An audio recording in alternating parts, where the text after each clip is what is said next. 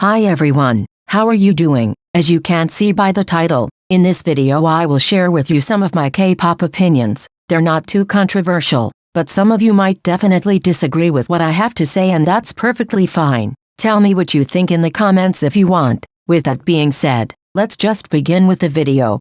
New jeans should branch out of the Y2K style. I know that part of the reason they're so successful is exactly because of their concept and their styling, but this is a double-edged sword. In the long run, Y2K will go out of trend and people will eventually get tired of it. If you think of new jeans, the first thing you're gonna think about is their aesthetics, not necessarily their music or the members. Their aesthetics, their major selling point, and I bet that if they debuted under the same company, with the same members and the same music, but with a different concept, they wouldn't have been as popular as they are now. And even if it seems great that they're getting so much attention for their aesthetics, it's not beneficial for new jeans to be known as the Y2K group. They should slowly start including different themes in their music videos and styling. Don't get me wrong, I'm absolutely obsessed with their aesthetics and their overall branding. Now everybody loves it because it's new and fresh, but even just a year from now I'm pretty sure people will start getting kinda tired. I think all of the girls are pretty versatile and they could suit something different. I'm not saying they should change concept completely and start doing something super different,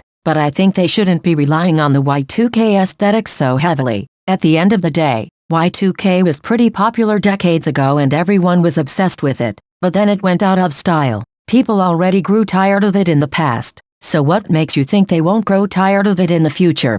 There will never be such thing as the top 3 girl groups in 4th gen. People are stuck with the 3rd gen mentality honestly. Back then we had Twice, Blackpink and Red Velvet clearly dominating the girl group market, but just because it has been like that for a while, it doesn't mean it's gonna be like that forever. 4th gen's landscape looks much more similar to 2nd gen or early 3rd gen, where you had multiple girl groups from different labels being at the top. You had SM with SNSD, JYP with Wonder Girls and Miss A, YG with 21, Starship with Sistar, DSP Media with Kara and Cube with 4 Minute. Then 3rd gen came along and Blackpink, Twice and Red Velvet became so big that there was no competition for other girl groups. But nowadays the big 3 are not the only companies that came out with popular groups, cause you have had with LE SSERAFIM and New Jeans, Wake1 with Kepler, Cube with Idol, High-Up with Stacy and Starship with IVE. Then of course you still have groups from the big 3 like ITZY, aespa and NMIX. It's pretty pointless trying to narrow these groups down to a top 3, and why do we even have to do it? Why can't there be a top 5 or a top 6? K-pop's landscape has changed and we also have to change our mindset. We have to understand that the big 3 are no longer the ones who hold all of the power and influence in the K-pop market. Companies like HYBE, Cube and Starship have been on the rise and we can expect them to keep on putting out successful groups in the future. Also, with new groups like Baby Monster on the way, it feels even more impossible to have a top 3. Who knows though? Maybe in the future it will be more clear which 4th gen groups are really gonna be the ones dominating. But as of now it feels unrealistic to form a top 3 when there are so many more groups to take into account, so many more groups that we cannot neglect.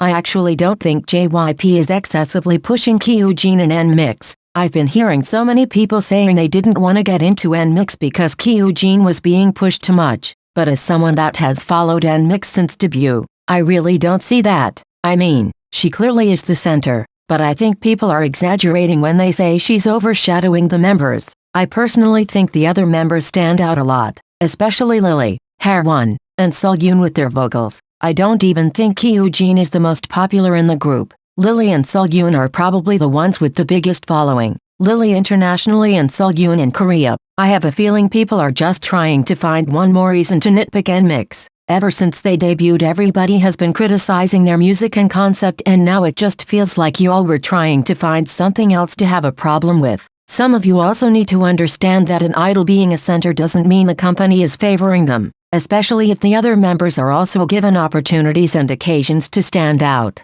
Most companies are not used to the idea of their female artists being money makers, and that's why they put male artists first anyway. Let me make some examples. I'm thinking companies like MLD whose money makers were Momoland, but the company favored their boy group and basically gave up on Momoland up until the group disbanded. Or think of YG whose money makers are clearly Blackpink, yet they barely get to have comebacks. Another example could be Starship with IVE, who are the company's money makers along with Monster X. Think about the fact that in 1 year since debut, I've only had 6 songs, while Gravity debuted with 7 songs, and by the time they were 1 year old they already had like 14 songs. What I'm trying to say is that for so many years, companies' money makers have always been male artists, so the companies still have that mentality of boy groups being the ones who bring in the money, and also being the ones who deserve the best treatment considering their achievements. But now we're seeing a lot of girl groups and female soloists who are the biggest artists under their company, but male artists are still the ones who get better treatment most of the time, which is frustrating,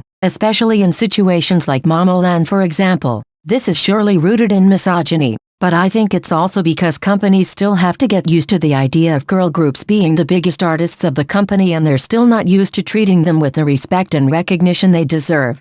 People need to let Jungkook breathe. I'm not an ARMY and I don't stand BTS, but I really wanted to get this off my chest. As you all probably know, lately Jungkook goes live kinda often. He sings karaoke and chats with fans while also drinking some beer, and I swear to God, the amount of people being overly concerned about him drinking is crazy. He's 25, a grown-ass man, plus it's not like he gets drunk or anything. He literally just drinks a beer and that's it, and I genuinely don't understand why some of you are getting so concerned. Drinking doesn't hurt anyone, obviously, as long as you don't drink until you make yourself sick, which is not Jungkook's case. Some people keep on treating him like a baby just because he's the youngest of the group, but he's no longer the 15-year-old boy he was when he debuted. It's so absurd for some stans to react like this, because I bet you wouldn't be concerned at all if you saw your friends and family members drinking responsibly. You really wouldn't think too much of it since it's literally normal. But just because he's a celebrity then you suddenly stop treating him like a normal human being. You all seriously need a reality check.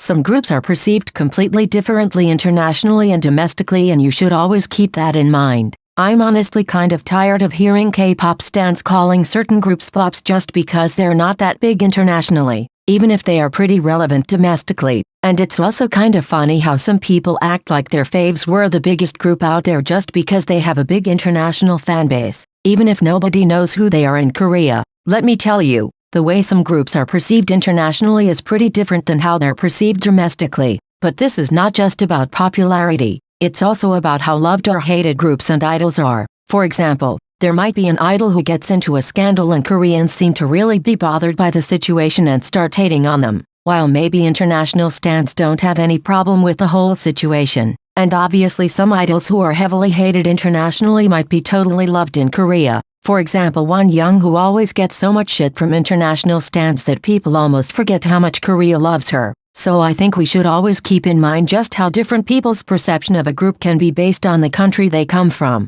instead of always generalizing everything.